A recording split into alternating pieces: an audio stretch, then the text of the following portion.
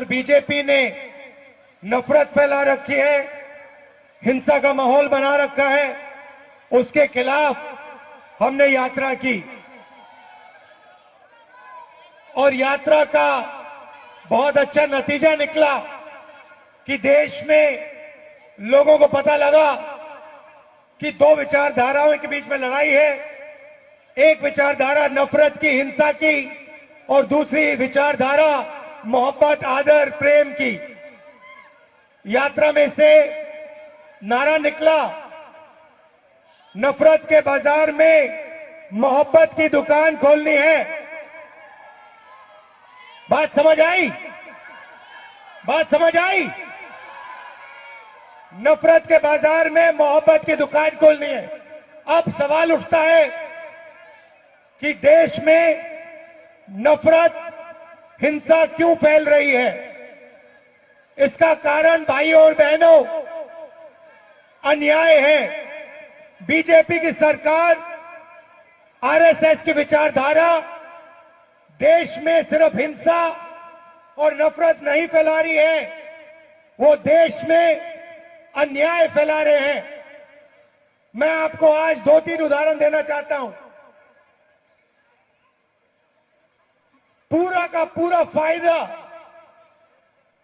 देश का पूरा धन 2-3 बड़े उद्योगपतियों को दिया जा रहा है। उनके नाम आप जानते हो? क्या नाम है उनका? पूरा देश जानता है, चाहे वो एयरपोर्ट्स हो, पोर्ट्स हो, इंफ्रास्ट्रक्चर हो, किसान की जमीन हो, ये सब चीजें नरेंद्र मोदी एक व्यक्ति के हवाले कर रहे हैं। नोटबंदी की, जीएसटी लागू की और देश में भयंकर बेरोजगारी फैला दी।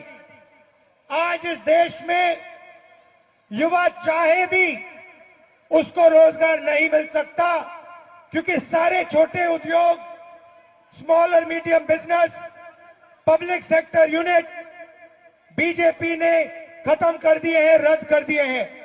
यहां बोकारो में बहुत अच्छा उदाहरण है, पब्लिक सेक्टर यूनिट है। यहां पे जितना रोजगार लोकल लोगों को मिलना चाहिए वो नहीं मिलता और कॉन्ट्रैक्ट लेबर देश में फैलाते जा रहे हैं। मैं यहां साफ कहना चाहता हूं, मैं इस कॉन्ट्रैक्ट लेबर के खिलाफ हूं। ये कॉन्ट्रैक्ट लेबर नहीं है, ये श्रमिकों के खिलाफ अन्याय हो रहा है। तो चाहे वो किसान हो, चाहे वो मजदूर हो, चाहे वो युवा हो, सबके खिलाफ बीजेपी की सरकार अन्याय कर रही है। सिर्फ आर्थिक अन्याय नहीं, सामाजिक अन्याय। आदिवासियों की जमीन छीनी जाती है, उनको अपना हक नहीं दिया जाता।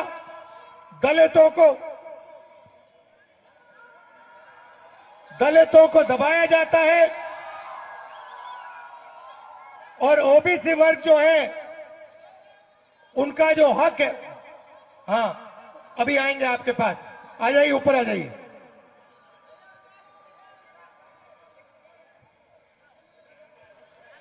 आ जाइए।